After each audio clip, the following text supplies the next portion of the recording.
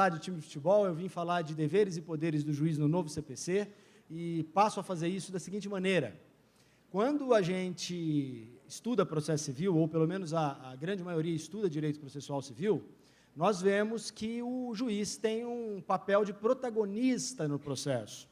Afinal de contas, a última palavra do processo, em todo o sistema do mundo, não é diferente no Brasil, é dado pelo membro do Poder Judiciário, a quem se atribuiu a jurisdição, que nada mais é a capacidade de dizer o direito de forma definitiva. O que, entretanto, havia claramente no Brasil no regime anterior, e o novo regime propõe mudar, é que esse protagonismo deixe de ser um protagonismo por inteiro. Eu explico por quê. Porque no modelo revogado, a grande maioria entendia que o juiz era protagonista, era o principal tanto condutor do processo, quanto órgão decisório. E o que o novo CPC propõe é que o juiz continue protagonista no momento decisório. Isso nunca vai mudar, e isso em todos os sistemas é assim. Mas que o juiz deixe de ser protagonista na condução do processo. Ou, se você preferir, em outros termos, que as partes passem a participar ativamente, desde a inicial até o momento da prolação da sentença. E foi exatamente com esse espírito de fazer com que os atores processuais fossem simétricos na condução do processo, é que o CPC instituiu uma norma fundamental, está lá nas normas fundamentais, que é o tal do princípio da cooperação, que está previsto no artigo 6º do CPC. Essa ideia de cooperação, ela não é uma ideia nova, nós copiamos descaradamente isso de outros modelos. Em Portugal tem cooperação, na França tem cooperação, na Alemanha tem cooperação, mas nós introduzimos no direito brasileiro uma regra que, se você lê num primeiro plano, você assusta. Porque se você lê o 6º, ele fala que todos os sujeitos do processo devem cooperar entre si para que se obtenha em tempo razoável decisão de mérito justa e efetiva. Parece discurso político, né? Mas quando você olha o artigo 6º, definitivamente, ele não torna o processo civil brasileiro um processo dos ursinhos carinhosos, na expressão alcunhada pelo meu querido amigo Marcelo Pacheco. E por que não é um processo dos ursinhos carinhosos? Porque, gente, o processo é um instrumento de solução de um conflito. E é evidente que as partes e os advogados no processo, eles são adversários entre si. Então, não adianta achar que a cooperação, a partir de agora, vai fazer com que todo mundo, de mão dada, caminhe em prol do sol da justiça. Porque isso, efetivamente, não vai acontecer. Então, nós temos que colocar a cooperação e a figura do juiz em seus devidos termos. E eu quero, então, sugerir uma reflexão dividida em 3 partes, antes de eu propriamente passar para a questão da análise dos deveres e poderes do juiz. A primeira parte é uma discussão se existe cooperação de juiz para com as partes. O juiz tem o dever de cooperar com as partes? E eu não tenho dúvida absolutamente nenhuma em afirmar que a resposta é positiva. O juiz tem um dever legal, a partir do artigo 6º e a partir de vários outros dispositivos que eu passo a exemplificar na sequência, de colaborar com as partes a fim de remover óbices para que elas alcancem a tutela jurisdicional pelo mérito, de modo justo e efetivo, né? Vejam bem, senhores, eu tenho o artigo 321 do CPC. O 321 do CPC é um exemplo de cooperação do juiz com as partes. Ele vai falar sobre emenda da inicial. Observem que ele não só fala que o juiz, verificando vícios na inicial, deve mandar corrigi-las, como deve precisamente indicar o ponto pelo qual deve haver a correção. Antigamente, haviam juízes que colocavam assim na inicial, no despacho da inicial: emende o autor a inicial para adequar aos termos da lei. Que coisa, você não sabia que não tinha nada de errado. E você ficava tentando adivinhar aquilo que o juiz achava que precisava de uma emenda. Então, isso, efetivamente, é uma prova de que o juiz tem que cooperar apontando onde está errado, para você poder ter que corrigir. Outro exemplo ótimo de cooperação do juiz com as partes é o 932, parágrafo único. 932, parágrafo único, fala que, no âmbito dos tribunais, o relator do recurso, verificando qualquer vício sanável, falta de juntada de uma peça, de uma procuração, ele deverá conceder o prazo de 5 dias para regularização antes de não conhecer o recurso. Tem-se aqui mais um exemplo do princípio da cooperação aplicado na relação do juiz com as partes. E eu vou mais além. E aí é variável, né? É variável por quê? Porque eu, pessoalmente, acho que existe um princípio geral do processo, que, infelizmente, a doutrina não trata com o cuidado que deveria, que é a regra ou o princípio da fungibilidade geral. Eu acho que existe fungibilidade em geral do processo, de modo que, na minha concepção, o juiz tem o dever de receber instrumentos processuais inadequados por outros, toda vez que ele verificar que a tutela jurisdicional não é tutelável mediante aquele instrumento eleito pela parte. É óbvio que é importante debater, dar contraditório, sugerir a mudança, mas eu acho que o juiz é um grande paizão no processo. E eu vejo isso com muita clareza, e posso dar um exemplo da minha experiência profissional prática. Sou juiz no estado de São Paulo há 20 anos, e eu posso dizer para vocês o seguinte, eu já tive casos de mandado de segurança, em que estava manifestamente decadente o direito da parte. A parte já tinha superado o prazo de 120 dias da lei. Só que era matéria unicamente de direito. Não fazia o mínimo sentido denegar a segurança pelo prazo decadencial, quando aquela mandado de segurança poderia facilmente ser convertido numa ação pelo rito comum. E eu sugeri à parte, está decaído, você não quer converter para o rito comum? A parte, claro, quero, porque aí não tinha o problema da via eleita, né? Aí você vai falar assim, pô, Gajardoni, mas eu estou aqui estudando, estou aqui me esforçando, fazendo pós, para me tornar um advogado melhor, para depois ir lá e o juiz arrumar o serviço do mau advogado? Né? Porque eu estudo, faço direito, aí o mal vai lá, faz errado, e aí o juiz acaba compensando. Senhores, desculpa, né? Toda vez eu ouço esse argumento, e eu respeito muito quem estuda, e vou mais além, pode ter certeza que quem estuda não vai precisar do juiz, e não vai precisar nem buscar cliente, porque o cliente vai chegar nessa pessoa. Mas o papel do juiz e do judiciário não é com o bom ou o mau advogado. O papel do juiz é com o jurisdicionado. Então, mesmo que você tenha deficiências técnicas, não há problema do juiz eventualmente atuar, e isso não vai fazer melhor ou pior o advogado que eventualmente não estuda. O que estuda não precisa, mas o que não estuda vai contar com essa colaboração.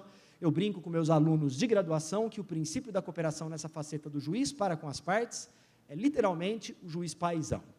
Agora, a segunda vertente. Agora eu quero saber se existe cooperação das partes com o juiz. Porque a cooperação é de todos. E esse é o outro ponto que nós temos que chegar.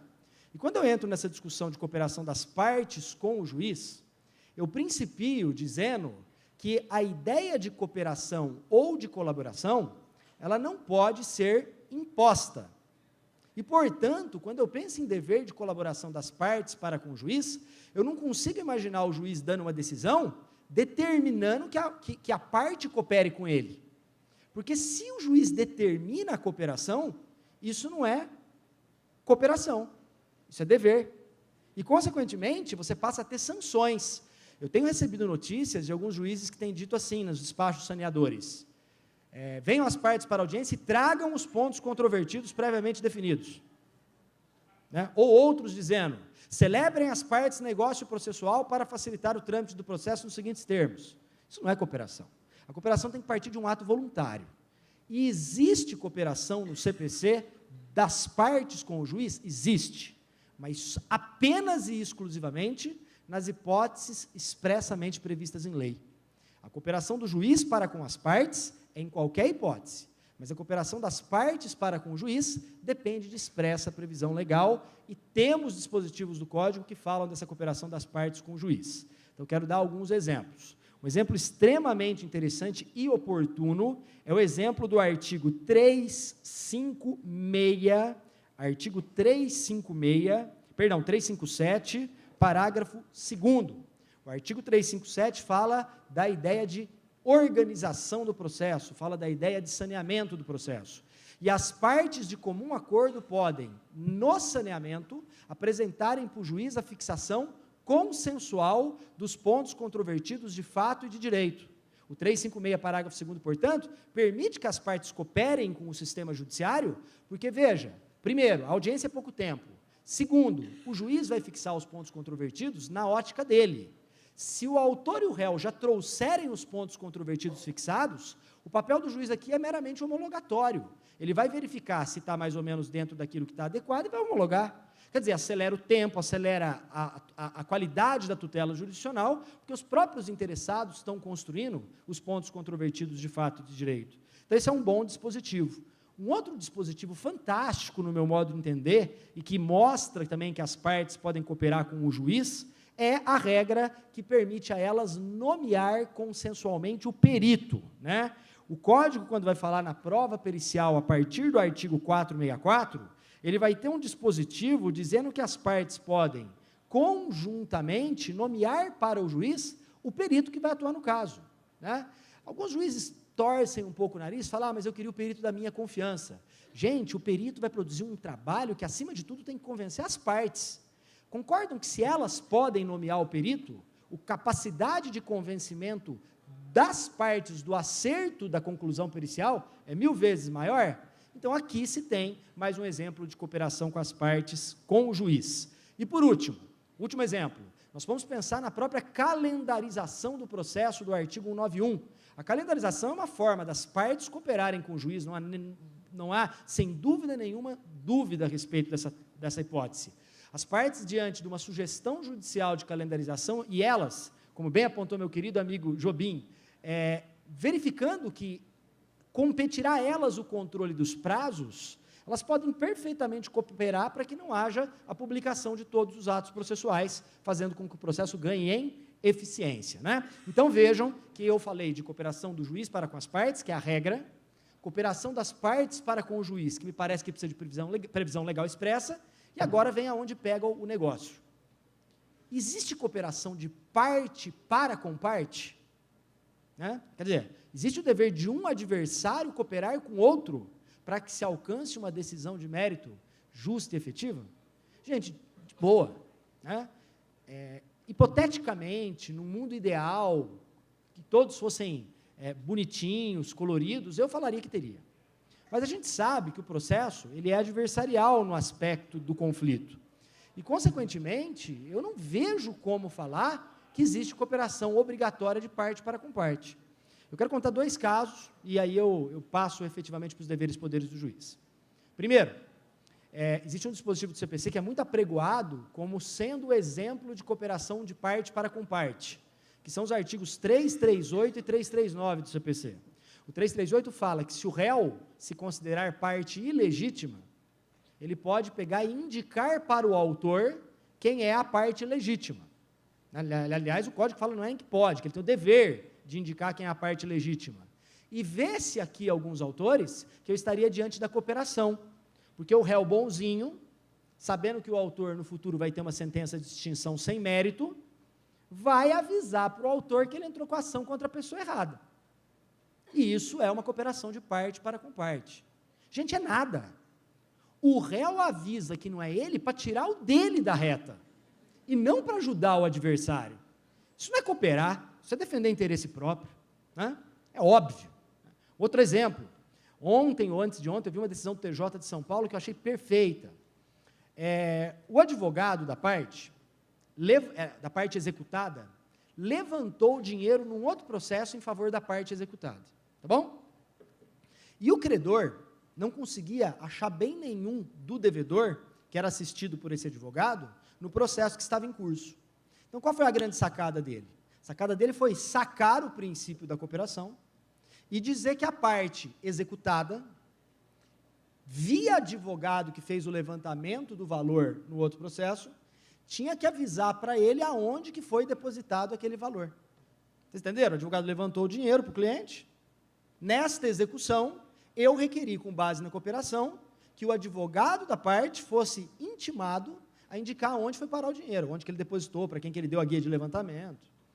E o juiz de primeira instância indeferiu, e o Tribunal de Justiça, no meu ponto de vista, corretamente, o Tribunal de Justiça de São Paulo, manteve a decisão dizendo o seguinte: não existe essa cooperação para que o seu advogado pegue seu dinheiro.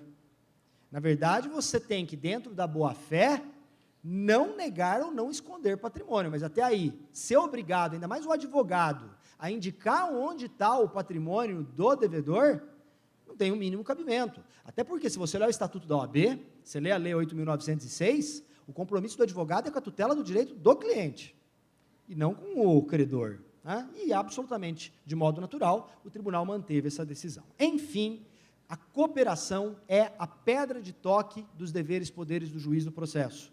E, por isso, pegando aquela primeira faceta, que é a cooperação do juiz para com as partes, pode-se falar hoje num modelo que é o modelo presidencialista cooperacional, ou cooperativo presidencialista, cada um chama de uma maneira, cujo principal representante na lei é o artigo 139 do CPC.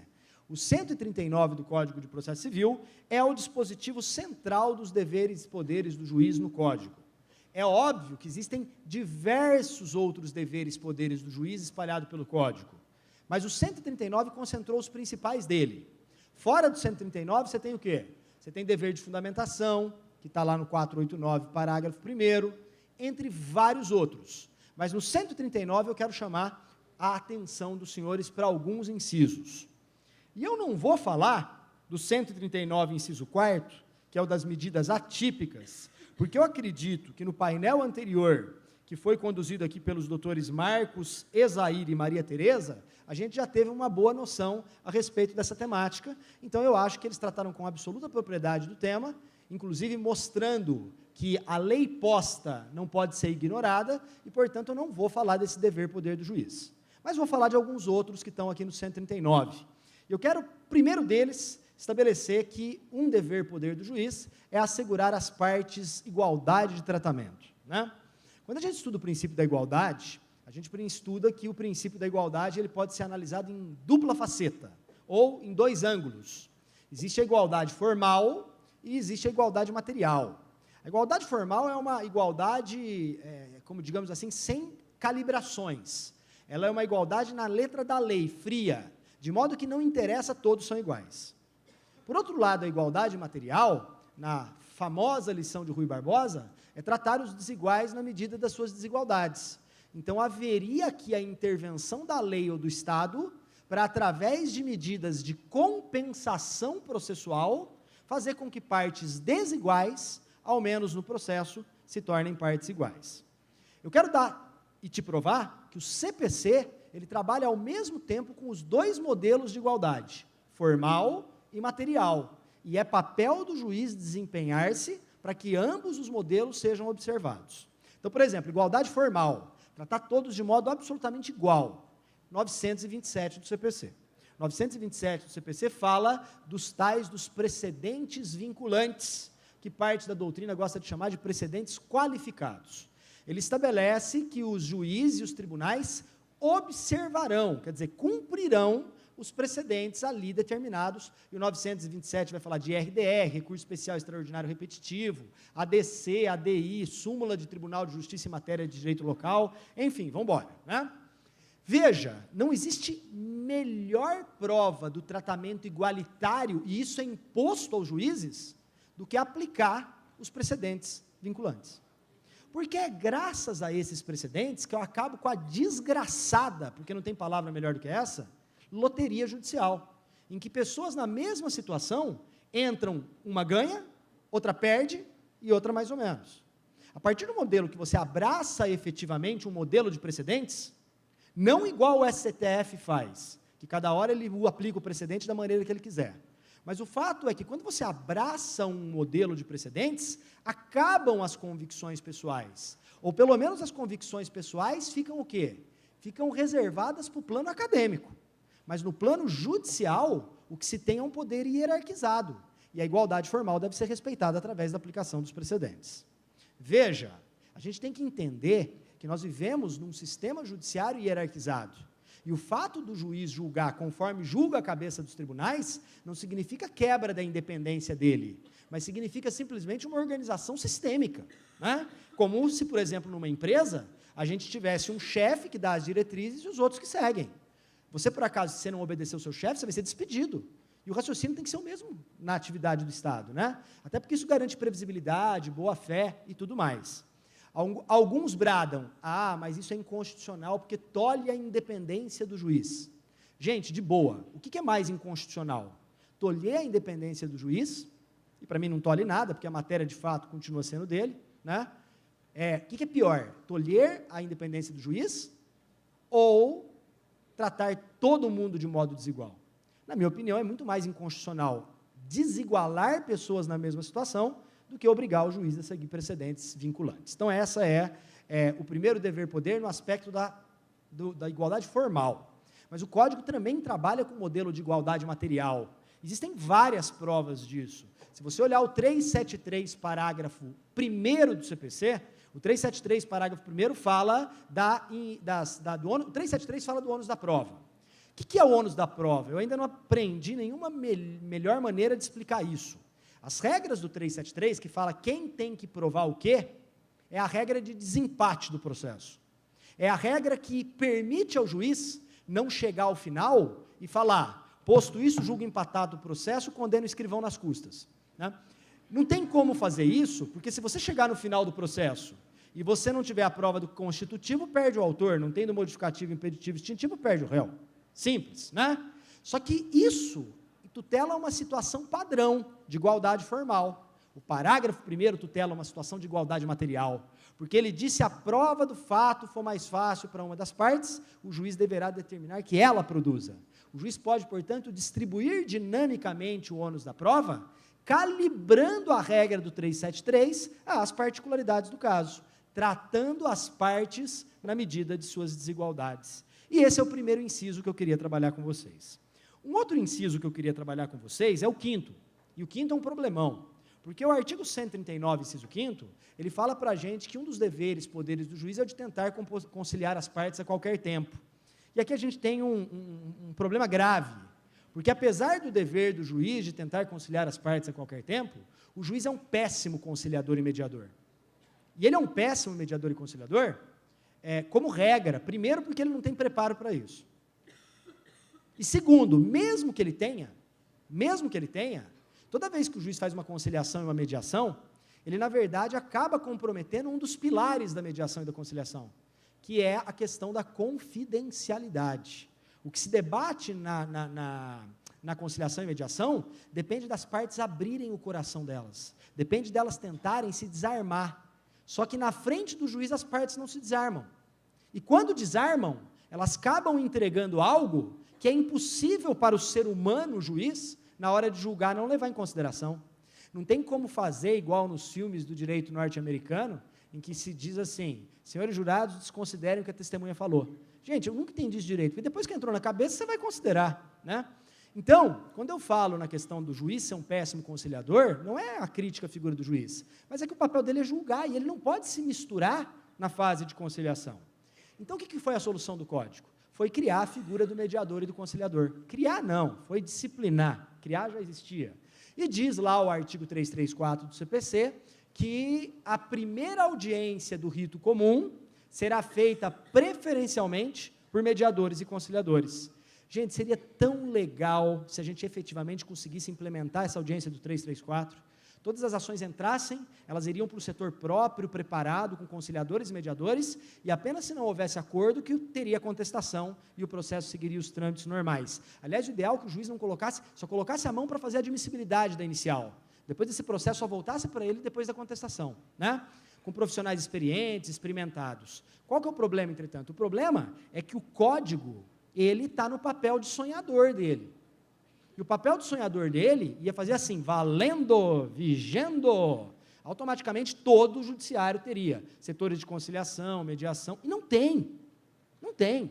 O conciliador e o mediador, na maioria dos estados do país, é bico, é estagiário, é gente até sem preparo, que faz um favor para o judiciário, para poder o quê? Para poder ajudar os trâmites processuais.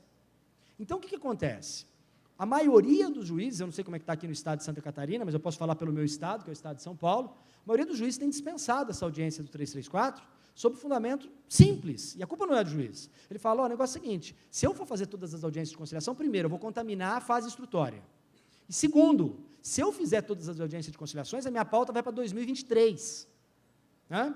A consequência prática é que não adianta ter uma boa intenção se você não tiver a estruturação por trás.